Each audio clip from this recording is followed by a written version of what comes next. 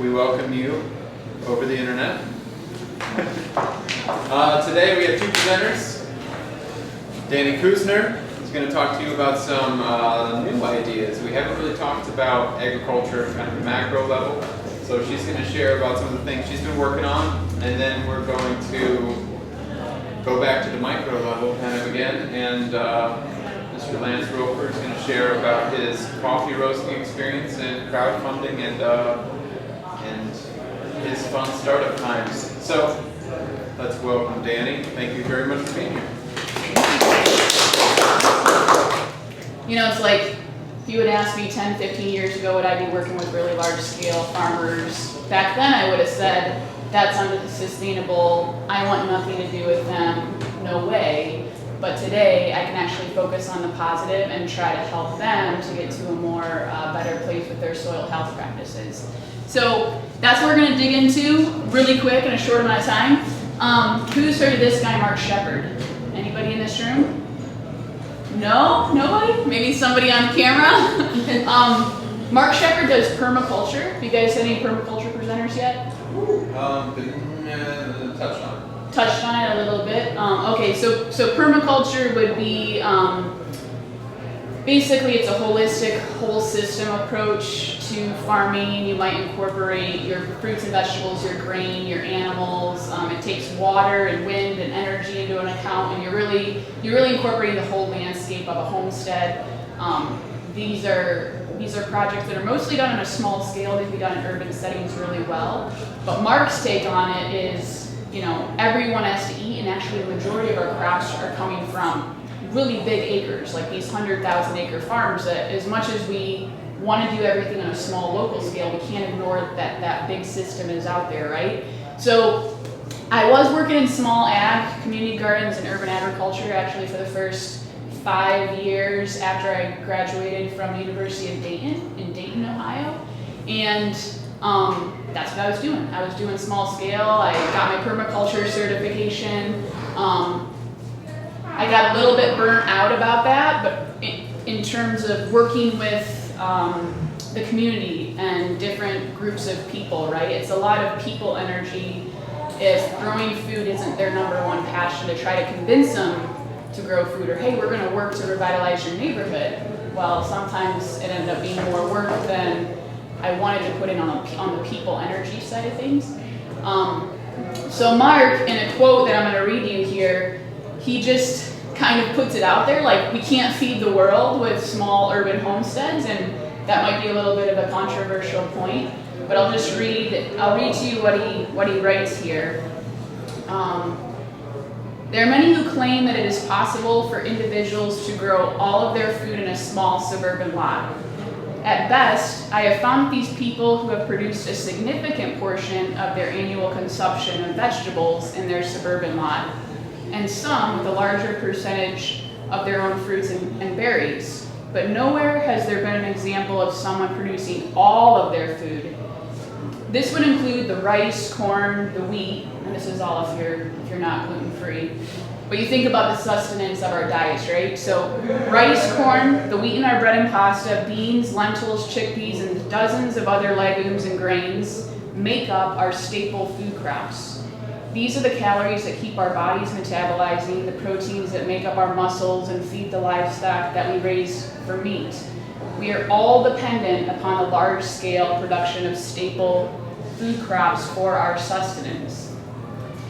We all need farms. Even the most devoted grow-it-yourselfer, which I think probably a lot of us are, sometimes eats rice and beans because we like simple foods, but those rice and beans come from somewhere else, right? So Mark's whole point is we need these bigger systems, we need bigger agriculture. He would love to do it through permaculture, but I'm doing it with all those corn and soybean farmers out there who have actually created a lot of our problems with the soil and the problems with health, which I don't want to focus on the problem tonight.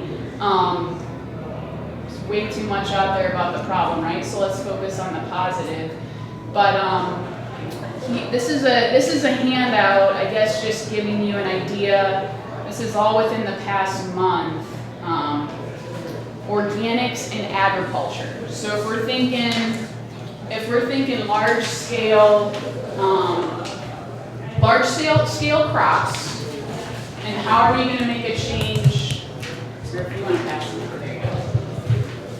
If we're going to make a change with these large, let's just take corn and soybeans because we're in Northwest Ohio. What systems approach is there out there that we can tap into? And so while the organic system is not perfect, I don't know how much you guys do or don't know, but there's certain things out there. There's been certain news stories. Oh, is the organics label even being bought by big business and big agriculture, right? No system's going to be perfect because we're humans and we're imperfect. But to me, this is the closest thing we have right now in regard to actually trying to, put something different out there that's a system that people can adhere to, and then the consumer knows that their food is grown differently. So biggest things, you're going to have a healthier soil, more microbes, no chemicals. We're trying to, they're not allowed to use herbicides, they're not allowed to use pesticides. It's a pretty rigid system. I've actually sat through a couple organic inspections, and it's like you're getting audited. It's like the IRS of agriculture is kind of in your room with you. You have to prove all of your receipts and your backup records, and it's like, whoa, you got to have your stuff together. The last two articles from The Guardian and the New York Times is showing that only 1% of the U.S. cropland is organic right now, and we're actually, I don't think the statistics in there, but we're importing between 70 to 80%, depending on the food crop, from outside the U.S. in organics. So there's huge demand. The U.S. is not growing enough of this food. This could be a solution for a lot of our water problems, a lot of our soil problems, and a lot of our health problems.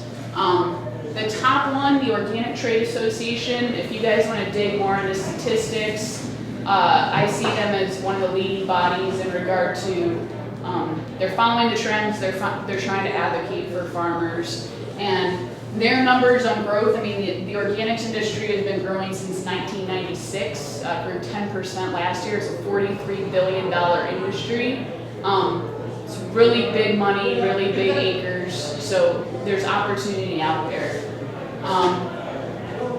So how do I connect this all back to, I guess, what I do and what, it's like, why am I talking big ag after I started in really small ag?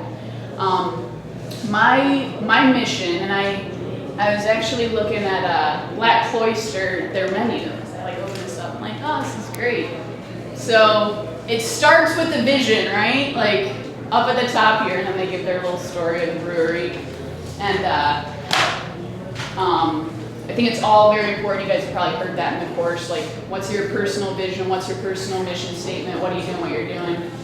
And I can't say that, it's always been the same. It's been ever shifting, and it becomes a little more solidified as I go along. I've been adding to it. Food and farming and health have always been a part of it. But right now, I work for the health of the soil in order to improve human health. And organics, if you get into the science of, can we prove that organic food is healthier than conventionally grown food? There have been studies showing it has less pesticides residue, less chemicals. There's more microbes in the soil, which then get on the food. We're consuming those. And, if you really dig into where some of these chronic disease problems coming from, are they coming from the GMOs? Are they coming from what's in our food? That's one issue, but digging down to soil health, I'll give you a couple examples. The soil is depleted of minerals and nutrients that used to be there when our grandparents were eating food. They give the example of the apple has 2/3 less nutrients than an apple that our grandparents ate. And you think, well, why is that? Well, we're farming differently, we're putting out, chemicals, we're tilling more, we're not putting manures and organic compost back into the soil. You then trace it to micronutrients, so say zinc in our bodies, selenium in our bodies, copper in our bodies.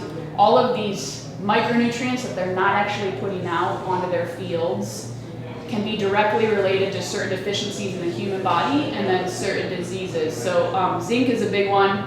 Guys for prostate cancer and women for breast cancer our zinc levels are low, you have a higher risk of these cancers. I mean, it's just scientifically proven.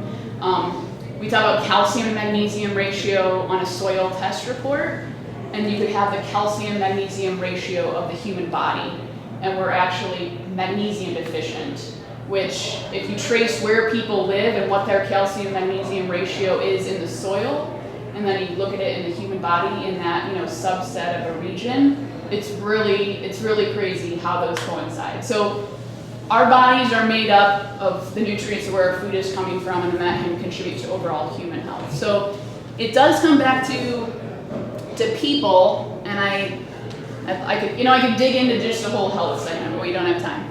So those are a little bit about organics. What's the opportunity? I guess I want to talk a little bit about my story, how I came to be where I'm at, and then what I see with, you know, opportunities in this realm of big agriculture. You know, like how do you even get started? So I'll use my story as an example. I graduated from the University of Dayton with a degree in sustainability studies in 2008 when there was the recession, and so there were no jobs to be had, so I volunteered in St. Louis, Missouri for about 4 years. Started as an AmeriCorps Vista with community gardens, so you know, this is where University Church, it's a good place to start. And I was doing the whole urban thing, urban agriculture. I worked a couple different jobs in St. Louis, but like I mentioned earlier, there was this disconnect with, you know, there was a lot of people work, and I realized I really want to understand how the soil works. I really wanted to understand microbiology, and I never got my college degree. So, well, geez, how could I get into soil science when I didn't go to college for soil science? So I decided to leave St. Louis and take an internship where I would have more hands-on with soil, try to align that more with my values. And I went out to the Rodale Institute in Pennsylvania. They're a leading organic research farm, been around since the 1970s. And I didn't even really know that this was going to happen, that they were there, but Dr. Elaine Ingham, who's a world-renowned soil microbiologist, was there when I was there that summer.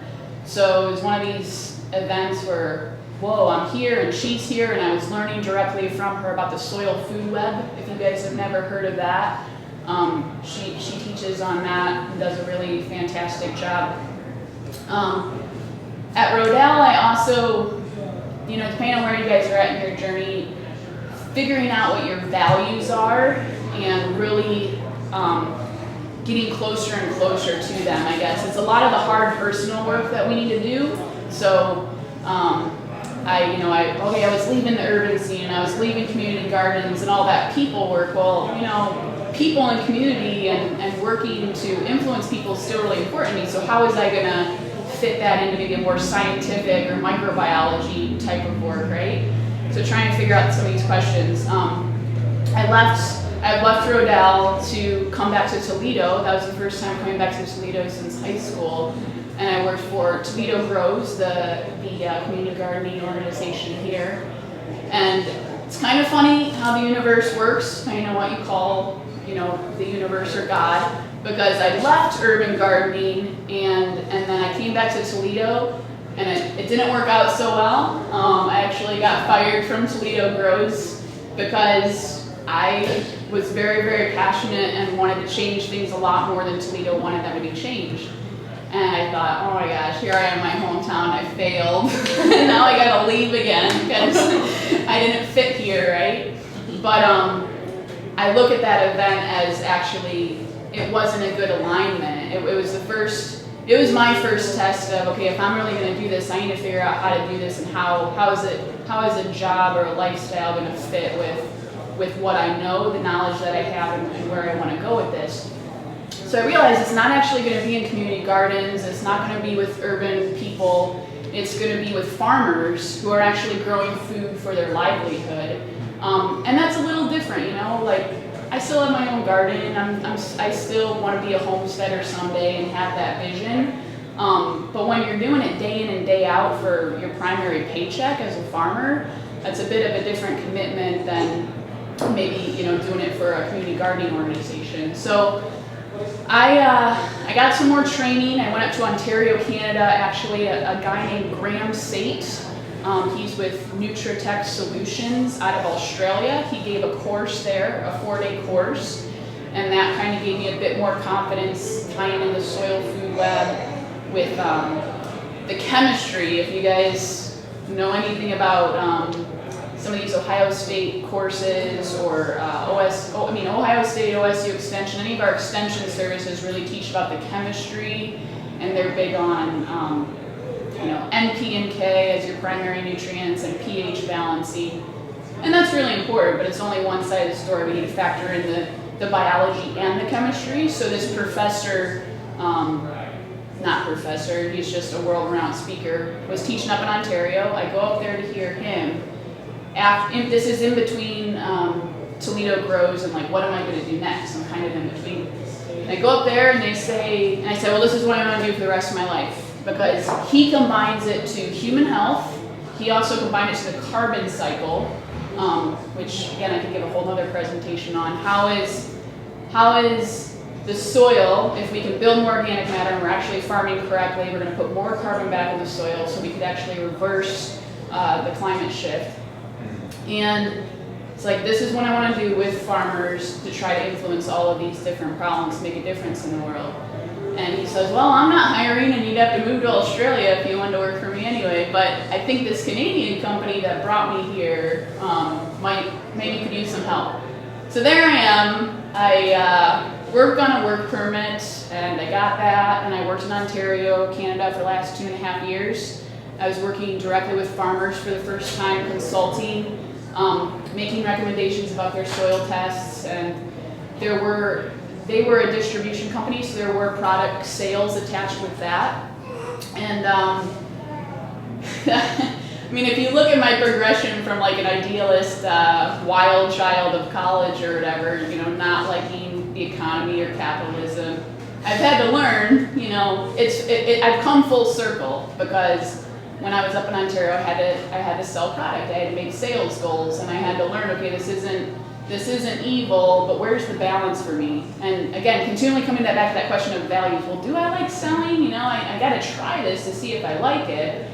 And I've learned, I can sell, but it's not the thing that I ultimately love to do. I love to teach, I love to write, and I love to consult and talk with farmers. So if I could focus on those three things, how could I get a job doing that?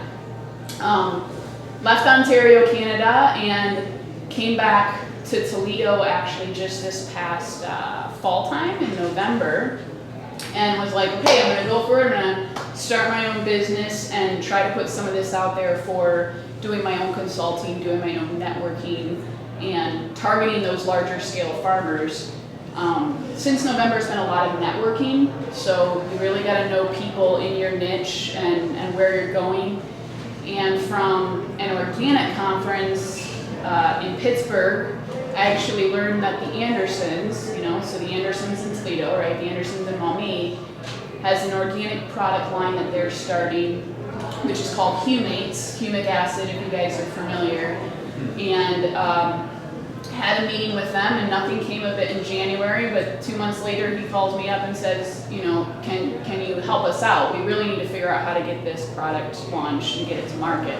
So I help the Andersons a few days a week, doing a lot of research, sales, marketing support for them. I'm not full-time selling, I'm not full-time on the road. I'm training a lot of their people in soil health, just with this one specific product. And then it's interesting because my vision is, I want to work for leader companies that are the most innovative and the most progressive and are really trying to shift, the soil on a large scale for large agriculture, for really big farmers. The Andersons, I don't know what you guys think of the Andersons when you're shopping at their general store, and it's our little hometown store, but they're a big national company, and I didn't really understand that till I started working for them. So I realized, I had to take a step back, whoa, how big are they? This is the most corporate place I've ever worked for. compared to some of the other small nonprofits or small, even that Canadian company was pretty small that I worked for. So learning that, you know, big agriculture is really a big corporate business model, and can I be influential in this? How can I be influential in that? It's only been a few months, so I'm still on that journey. But on the side, you know, so a couple days a week with them, a couple days a week on my own, working with my own clients, trying to work on a website. I don't have a website yet, but actively working on that and blogging, and have some of my own farm clients just in the region, Southeast Michigan and Northwest Ohio, a couple of grain farmers and an orchard up in Michigan. And my services would be that those soil health testing, organic certification. So one thing, I don't know if it's on that sheet, but all this about organic, so like every part of the organic stream is gonna grow. I guess we're moving into like opportunities if any of this is appealing to you guys or not, but so anywhere from the input suppliers, so you know, like they're gonna need compost, they're gonna need manure, they're gonna need to be organic certified, to what I do, which is a lot of these farmers, their number one limitation or barrier, and we're talking, this could be a 10-acre farmer or a 1,000-acre farmer. They don't want to do the paperwork. Like, it is, I can't say what I was going to say on camera, but it's really hard. It's a lot of tedious work. I mean, they know they have to do it, it's like a necessary evil. But when I was supporting a farmer just organize his records, so he's like, hey, here's my file folder of everything, go through it. It took me, I mean, it was a full-time job for 2 weeks. It took me 80 hours to figure all that out and submit his paperwork for him. So there's that side of support that's needed. Then on the other side, if you were to work for some of these certifiers, so you know, there's EcoCert, there's OFA, there's Moses, there's every state and region has a certifier. They get inspectors, which actually they don't. You're independent as an inspector, and then you sign up for the organizations that you're going to certify for. There's a shortage of inspectors. So if we have this whole influx of farmers, you can get a job where you're basically your own independent inspector. You get you get your license to certify. You then can sign up with any certifying body and make a full-time job of it. You make your own schedule, you can decide how far you travel, but like, we're gonna need those people that go in and do the audits, because there's not currently enough of them. Then there's things like General Mills. This is, I won't name the company, but because of some people in my network, General Mills is really, they're like, we really need to turn a lot of acres organic and non-GMO. Well, they don't know how to grow food this way. They're like, you know, we don't know how do we do it large scale? Like, maybe everyone in this room is like, we can grow our small little farms. We know how to do it. We're awesome because we're 5 and 10-acre farmers. But the big guys, they don't know what they're doing. So General Mills has said, if we were to hire consultants to, you know, go out to all of our big farmers that we're buying, say, oats from, for Cheerios as an example, you know, we're going to need to hire a couple hundred people like tomorrow. So it's like, where are those people going to come from? I mean, the opportunity to influence this industry in the big corporate sense, you know, is going to be out there in the coming years. And let's see. So those are just some examples, I guess, as the inspectors, as consultants, as you know, doing what I do with maybe supporting farmers with their soil health reporting or their record keeping. All of those things are going to be needed. And I guess I'll end, because I was looking at time. Just a few, you know, in my wise old age, which is not old, but I feel like I do have some wisdom from being. I mean, I've worked in this now almost 10 years. I worked on my first farms during college, and I'm quite a few years out of college. So it's like, wow, I actually have something to say. I actually know quite a bit about the industry. If you guys wanted to dig into any of these. Is everyone doing okay? Thank you. If anybody here wanted to dig into, you know, any of these topics, you can have a card and pass those around, and feel free to contact me. But just some things, because I've shared a lot, starting from small scale work, community gardens, small farms. It's this huge continuum as I see it. Like, we're gonna need the small scale people, like however small. That could be like a 10 by 10 raised bed. Like, you need to grow that 10 by 10 raised bed and do a really good job of it, and like, we need your food. We're also gonna need like the 100,000 acre farmers to change their farms, because that's a lot of acreage. That's gonna influence a lot of water, a lot of soil, a lot of food, right? So we need everybody. I've had to do a lot of personal work, and I encourage everyone to do the same. And I'm still doing work of like getting rid of judgment, So I think before, when I was working with the small guys, I was like, oh, the big guys are bad, they're doing it horribly and they're never gonna change. But now that I'm working on the other side and working with them, they need just as much help, right? And the less judgment that we can have in our society and our communities, between big and small, between rural and urban, we're all gonna get a lot further, a lot faster. I've said it before, but find your niche and your values, and like, do not be afraid of that, and just go with it. Like, the sooner you can get into that, not that it's even a race, it's just like, keep listening to that internal feedback within yourself, because that's what's going to help you move along. And then probably my favorite word that I'll just share with you guys, because I think our generation, the generational gaps in whether you take it in industry or just, in any workplace environments, these are going to be hybrid solutions. So the word is hybrid. Hybrid is like one of my favorite words. It's like, we got to take the old, we got to take the new. It's going to be some combination of both. For me, on a daily basis, majority of people I'm working with are old men. And like, I can laugh, but it's like, I get to work with old men a lot, because the farmers of majority of our acres, they're over the age of 50, I think it's 55 or 60. We don't have a lot of the younger generation coming up in the big scale agriculture. But then, okay, we hear that statistic all the time, right? So like, what is it like at the Andersons? A lot of my coworkers are retirement age. And it's kind of scary if you think about, here are then the farmers, and then here are all the fertilizer people, and then here are the consultant people, and wait, all those people are older too, and they're going to retire? So where's this whole generation of young people that know about food and farming going to come from?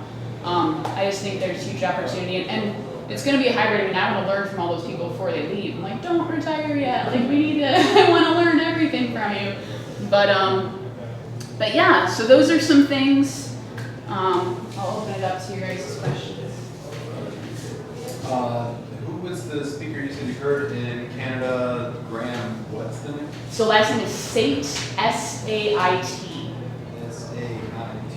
Okay. Graham, Nutritech Solutions is the name of the company, and he has an amazing blog you can sign up for. Teaches a lot about remineralizing the soil, different nutrients, and then the biology. What? Sorry. Nutritech, so Nutra and then dash tech. Is he Graham with an H in it? No, Graeme. Yeah, that's why you couldn't find it. Google did not want to recognize it. That sounds really interesting. Yeah. I have another one. Yep. How did you go about, obviously your introduction to Anderson's was sort of organic because you were working with another company who was sort of working with them. So did you already have a foot in the door with Anderson's, or who did you march into and be like, yo, I'm here to tell you what to do? No, and I actually didn't have a foot in the door because I had already left the Canadian company by then. Mm-hmm. So I came back to the States. My work permit was done. It was kind of a rapid exit from Ontario, and I didn't quite have a plan. So December, January, I just started going to conferences really hard and networking, and I knew some old contacts and people from 3 years before I left for Canada. But walked up to their booth. First of all, it's an organic show, which if you know the Andersons in the industry, I mean, to see them at an organic show it surprised me. What the heck is the Andersons doing in Pittsburgh, Ohio at an organic show? So I just walked up to the booth and chatted with them. And then I had a meeting with one of the guys, said, well, let's meet back in Maumee sometime for coffee. And it kind of went from there. So I met with, I mean, there's a little bit of serendipity there because I met with the right person because he was the environmentally minded of their team. And at a larger corporate level, they haven't really quite announced a vision or a big plan yet. So it's all very grassroots right now with them. Not anymore, now it's on the internet. Here we go. Gonna go viral. I didn't sign the NDA for The this. stock's gonna just skyrocket. Way to go. They're gonna love you. The Andersons though, so I mean, I was like, why wasn't there a big news story on this? So maybe a month or two ago, they are now, so you guys know in organics has to be segregated streams. So right now Anderson's does a lot of feed grade grain, that's pretty much all they do. So all the big silos are that's all corn and beans and it's gonna go feed animals.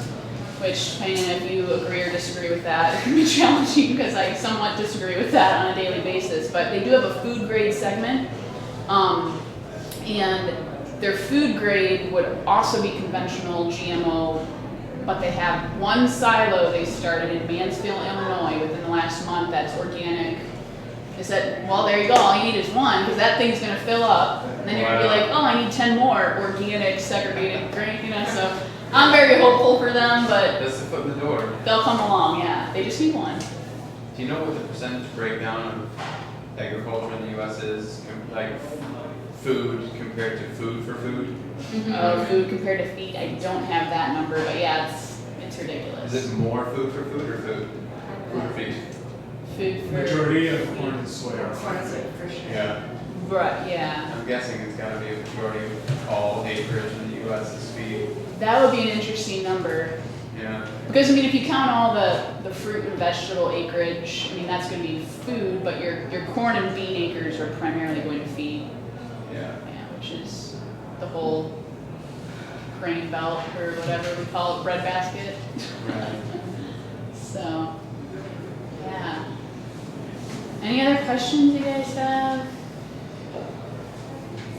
If it's not too personal, while you're out there doing all this networking and getting these web pages set up and all this stuff, how do you stay alive?